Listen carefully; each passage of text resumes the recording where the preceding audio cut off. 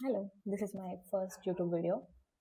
My first YouTube long video, जिसमें मैं बात करने वाली हूँ इस बुक के बारे में, which is she was only mine. तो मैं पूरी कहानी बताने वाली हूँ इस बुक की, जो कि ट्रू स्टोरी पे बेस्ड है। तो फिर जब पूरी कहानी बताऊंगी तो स्पॉयलर्स आ जाएंगे उसमें। तो जिसको है कि मैं ये बुक रीड करने वाला हूँ या वाली हूँ, तो वो मेरी शॉर्ट्स देख सकता है जो मैंने डाली है यूट्यूब पे। और फिर जब रीड करना हो जाए तब आके ये वीडियो देख सकता है, पर अभी के लिए मत देखना अगर रीड करने वाले हो तो चालू करते हैं इस बुक के बारे में, which is she was only mine. तो चालू करता है। इस कहानी का हीरो है आरव, एंड हीरोइन का नाम बाद में बताती हूँ जब आएगा तब। तो आरव एक लड़का है हमारी तरह ही नॉर्मल, जो कि जिसको प्लेसमेंट मिल जाती है कॉलेज से, decent placement around 10 lakh of package.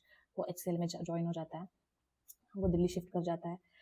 फिर उसको ऑफिस में और दो लड़के मिलते हैं, कृपेश और रोहन करके। तो वो उनके साथ एक फ्लैट में शिफ्ट हो जाता है। तो फिर वहाँ से चालू हो जाती है उसकी लाइफ की डेली लाइफ, कि ऑफिस जाओ और कैफे में जाओ, कॉफ़ी पियो, वापस आओ, काइंड ऑफ। तो उसको उस कैफे में एक लड़की से प्यार हो जाता है। पहली नज़र में ऐसा जादू कर दिया, काइंड ऑफ। तो उससे उसको प्यार हो जाता है, जिसका नाम वो बहुत सुन सुन के, पता नहीं क्या नाम है, ऐसा सोच सोच के उसको उसका नाम पता चल जाता है, जो कि लड़की का नाम होता है स्वाति। तो उसको स्वाति से बहुत ज़्यादा प्यार हो जाता है, पहली नज़र वाला प्यार, लव एट फर्स्ट साइट। तो स्वाति भी उसको देख के स्माइल कर रही होती है थोड़ी थोड़ी। स्वाति को भी होता है कि यार ये लड़का मेरे को देख रहा है। स्वाति भी उसके प्यार में पड़ जाती है। फिर वो स्वाति को इंस्टाग्राम पे ढूंढता है, स्वाति को रिक्वेस्ट भेजता है। और फिर उन दोनों की बातचीत चालू हो जाती है थोड़ी थोड़ी। फिर वो ऐसे ही एक बार डेट पे मिलता है, फिर दूसरी बार डेट पे मिलता है, फिर ऐसा थोड़ा बहुत चालू होता है। फिर जो अपना हीरो है आरव, वो स्वाति को प्रपोज करता है। स्वाति हाँ भी कह देती है, और उन दोनों की जो लव स्टोरी है वो चालू हो जाती है। फिर ऐसे ही घूमने जाने का प्लान बनाता है वो लोग। तो वो बोलता है कि हम मनाली जाते हैं। तो फिर वो बोलती है कि मैं अकेले नहीं जा पाऊंगी। तो हमेशा जो लड़की होती है वो थर्ड व्हील बना के अपनी बेस्ट फ्रेंड को लेके जाती है, तो वैसे ही वो भी थर्ड व्हील बना के अपनी बेस्ट फ्रेंड को लेके जाती है अपने साथ। तो वो तीनों मनाली जाते हैं, घूम के आते हैं। फिर नॉर्मल लाइफ फिर चालू हो जाती है कि वो दोनों मिलते रहते हैं, वो सब। फिर एक दिन अचानक वो जो बेस्ट फ्रेंड होती है, वो उस लड़के आरव को रास्ते में मिल जाती है, जो कि बहुत ऐसे शिवर करके करते हुए आ रहे होते। तो वो बोलता है कि क्या हो गया, तो वो बोलती है कि मैं बीमार हूँ, काइंड ऑफ। उसके साथ उसका रूममेट भी होता है तब, जो कि अभी उसका रूममेट नहीं है, वो उनको छोड़ के जाता है, क्योंकि वो बोलता है मेरे को बहुत ज़्यादा रेंट पड़ रहा है, मैं 3 BHK में नहीं रह सकता। तो वो पीजी में शिफ्ट कर जाता है, वो रूममेट होता है उसके साथ। तो फिर वो उसको अलग नज़र से घूरता है कि ये इससे बात क्यों कर रहा है। तो फिर वो लड़की बोलती कि नहीं नहीं मैं चली जाऊंगी, नहीं नहीं मैं चली जाऊंगी, जैसे हम लड़के नाटक करती है वैसा वो नाटक कर रही होती है। तो फिर वो बोलता है नहीं नहीं छोड़ देता हूँ मैं तुमको, तुमने मेरी इतनी मदद की है, तुम मनाली आई थी मेरे साथ, तो छोड़ देता हूँ मैं तुमको, कि तुमने हमारी अब आज तक इतनी मदद की और तुम स्वाति की दोस्त हो अच्छी। तो फिर वो उसको बिठाता है, और फिर रास्ते में मेडिकल पे रुकता है और उसको टैबलेट्स लेके देता है, क्योंकि वो बीमार है। तो फिर उसको फिर छोड़ता है वापस। तो फिर कट टू कुछ दिनों बाद अपने हीरो का जो दूसरा रूममेट होता है रोहन, वो एकदम से आता है और वो बोलता है कि तू मेरी गर्लफ्रेंड को अपने बाइक पे कैसे बिठाया, उसको अपने घर पे कैसे छोड़ा, वो तेरे को मना कर रही थी फिर भी तू उसको जबरदस्ती बोल रहा था बैठ बैठ, तो मेडिकल में भी रुका था, क्या लेने रुका था, ऐसे वैसे अजीब से सवाल पूछने लग जाता है। हीरो को गुस्सा आता है, वो बोलता है मैंने ऐसा कुछ नहीं किया था, वो उसकी तबीयत खराब थी इसलिए मैं उसको छोड़ने गया था। तो वो बोलता है नहीं, मुझे कृपेश ने सब कुछ बता दिया है, वो जो दूसरा रूममेट होता है, उसने मुझे सब कुछ बता दिया है कि तूने उसके साथ उसको जबरदस्ती बिठा रहा था, ऐसे कर रहा था। तो इन बातचीत के बीच में उन दोनों के बस हाथापाई हो जाती है, और फिर ऑफिस में होता है, उन दोनों को सस्पेंड कर दिया जाता है 1 हफ्ते के लिए। तो फिर घर पे होता है वो पूरे दिन हीरो। कुछ दिनों बाद स्वाति के घर पे पोस्ट थ्रू, कुरियर थ्रू कुछ इमेजेस जाता है। वो जो फोटोज होता है वो होता है मनाली के। वो स्वाति और रिद्धि, वो तीनों गए हुए होते हैं मनाली के लिए, स्वाति की दोस्त रिद्धि। तो फिर उसके घर पे पता चल जाता है, उसके घर वाले बहुत स्ट्रिक्ट होता है, तो वो उसको बहुत डांटते हैं कि ये लड़का कौन है, इसके साथ घूमने गई थी, हमको झूठ बोल के गई थी। वो उसका घर से बाहर निकलना बंद कर देता है, फ़ोन यूज़ करना बंद कर देता है, कम कर देता है।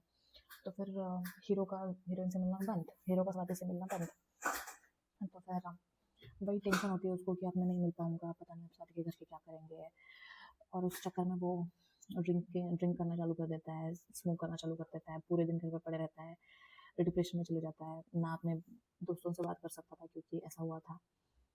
तो फिर ऐसे ही स्वाति का कॉल आता है, और स्वाति बोलती है कि मेरे घर वाले लड़के ढूंढते हैं शादी के लिए, तुम अपने घर पे बात करो और फिर मेरे घर पे लेके आओ।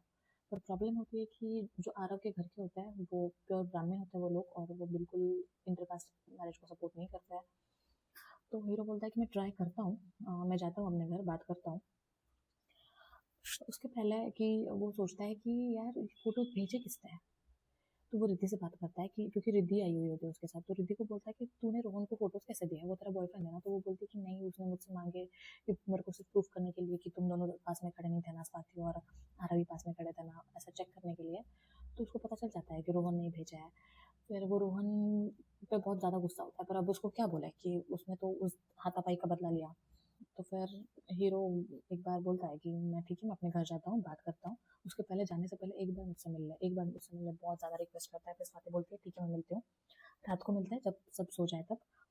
तो वो पार्क में जाके, उनके साइड में पार्क होता है, वहाँ पे हीरो एक बॉक्स लेके जाता है, एक वुडन बॉक्स जिसके अंदर कुछ होता है। वो उसको बोलता है, स्वाति को, कि ये तभी खोलना जब तेरे को बहुत ज़्यादा तू कंफ्यूज हो लाइफ में, कुछ समझ में नहीं आ रहा हो कि मैं क्या करूँ क्या नहीं, तभी ये खोलना, उसके पहले तुम मत खोलना है बिल्कुल भी। स्वाति बोलती है पर ऐसा क्यों, मैं क्यों इतनी ज़्यादा कंफ्यूज होगी, क्योंकि तू तो अपने घर पे बात करेगा और वापस आएगा, तो लाइफ तो मेरी सॉर्ट हो जाएगी उसके बाद, मेरे घर पे जब तू बात करेगा और सब ठीक हो जाएगा तब। वो बोलता है हाँ, पर फिर भी रहना दे तेरे पास, और तू तभी खोलना जब तेरे को बहुत ज़्यादा कंफ्यूजन हो। वो बोलती है ठीक है। फिर आरव अपने घर जाता है और घर वालों से बात करने लगता है। उसके पापा बहुत ज़्यादा स्ट्रिक्ट होता है, वो बोलता है कि नहीं, हो ही नहीं सकता, हम ब्राह्मण हैं, हम दूसरे कास्ट में शादी नहीं कर सकते, ऐसा वैसा। और फिर वो बहुत समझाने का ट्राई करता है कि मैं शादी नहीं करूँगा, करूँगा तो उससे ही करूँगा। फिर पापा बोलते हैं कि नहीं, ऐसा नहीं होगा, तुझे क्या चाहिए, वो लड़की इस घर में चाहिए या फिर मैं इस घर में चाहिए, अगर वो लड़की इस घर में आएगी तो मैं अपना जान जान ले लूँगा, ऐसा उसके पापा बोलने लगता है। तो फिर कुछ ऑप्शन ही नहीं बचता उसके पास। तो फिर कट्टू वो दूसरे शहर में चला जाता है, घर पे झूठ बोलता है कि मुझे जॉब लग गई है, कह के चला जाता है दूसरे शहर में। और जाने से पहले अपना सिम कार्ड तोड़ देता है, इंस्टाग्राम में से अकाउंट डीएक्टिवेट कर देता है और वहाँ पे जाके रहने लगता है। वहाँ पे जाके भी जॉब तो होती नहीं है उसके पास, तो वहाँ पे जाके भी दिन भर रूम में टाइम पास यानी कि पूरा डिप्रेशन में चला जाता है, ना किसी से बात करता है, बस दिन भर ड्रिंक करना और स्मोक करना, वही उसका चल रहा होता है। ऐसे ही 6-7 महीने बीत जाता है। और फिर उसको एक दिन ऐसे अचानक लगता है, पता नहीं उसको बहुत ही ज़्यादा बेचैनी हो रही होती है, बहुत अलग लेवल का डिप्रेशन हो रहा होता है उसको। उसको स्वाति दिख रही होती है और स्वाति ऐसे उसकी आंखों के सामने आ रही होती है और स्माइल करती होती है, ऐसा होता है। तो उसको ऐसा लगता है कि पता नहीं, उसको अजीब फील होता है तब। तो वो अपना इंस्टाग्राम ओपन करता है और स्वाति के भाई को अनब्लॉक करता है और देखता है स्वाति के भाई की लास्ट पोस्ट। वो होती है happy married life Swati. Swati की शादी हो चुकी होती है, बस एक दिन पहले की पोस्ट होती है स्वाति के भाई की। हीरो देखता है और देखते रह जाता है, उसकी आंखों में से आंसू आ रहे होते हैं पर वो हंस रहा होता है। तो उसको ऐसा लगता है कि यार ये मेरी लड़की थी, शी वॉज ओनली माइन, ये कैसे हो गया, ऐसा वो फील कर रहा होता है। पर अब कुछ कर नहीं सकता है वो, क्योंकि सब खत्म हो चुका है। तो वो जो बॉक्स था जो उसने जाने से पहले स्वाति को दिया था, वो बॉक्स में था एक ब्रेसलेट जो कि उन लोगों ने साथ में ही खरीदा था। उस बॉक्स में वो था और चिट्ठी लिखी हुई थी कि स्वाति, अगर तुम अपने लाइफ में खुश हो और तुम मुझसे अभी भी प्यार करती हो तो शादी के दिन ये ब्रेसलेट पहनना। तो वो जूम करके देखता है फोटोज में कि वो ब्रेसलेट है क्या, तो वो होता है। वो फिर रोता है, हंसता है, दोनों एक साथ करता रहता है। फिर वो सोचता है कि यार मैंने उसको इस सिचुएशन में डाला कि उसको शादी करनी पड़ी किसी और से। इट वॉज माई डिसीजन जो कि मैंने उस पर थोपा है कि तू शादी कर, क्योंकि अचानक से कॉन्टैक्ट तोड़ देता है वो। तो फिर कोई उसकी गलती होती है वो। फिर वो कट्टू फोटो देखते देखते उसको नींद आ जाती है। फिर कट्टू कुछ टाइम बाद स्वाति उसको दिखा रही होती है अपना घर, कि ये मेरा 3 BHK घर है, ये मेरे पति ने मेरे हिसाब से बनाया हुआ है, ये मैंने अपने हिसाब से गार्डनिंग की है, ये मैंने अपने हिसाब से किचन बनाया है। और एकदम से हीरो की आँख खुल जाती है, ऑफकोर्स सपना होता है, पर स्वाति उस सपने में खुश होती है। तो वो ये सोचता है कि शायद ये इशारा होगा स्वाति का कि मैं अपने लाइफ में खुश हूँ और तू अभी अपनी लाइफ में आगे बढ़। तो एंड में बस ये पूछता है आरव खुद से कि क्या ये प्यार है जो मैंने किया, या ये सेक्रीफाइस है। और यही सवाल है इस बुक का कि क्या ये प्यार था फिर ये सेक्रीफाइस था। क्योंकि वो ये सोचता है कि अगर मैं स्वाति को अपने घर पर लेके भी आऊँगा तो ना मेरे घर वाले उसको कभी अपनी बहू मानेंगे, ना कोई उसको वैल्यू देगा। और वो एक अच्छा घर डिजर्व करती है, वो एक अच्छी फैमिली डिजर्व करती है, जो कि मैं उसको कभी नहीं दे पाऊँगा। वो ये सोच के उसको छोड़ के आया हुआ होता है। तो बस यही सवाल होता है इस बुक का कि इज दिस इज लव और सेक्रीफाइस। आई तो लाइक दिस बुक।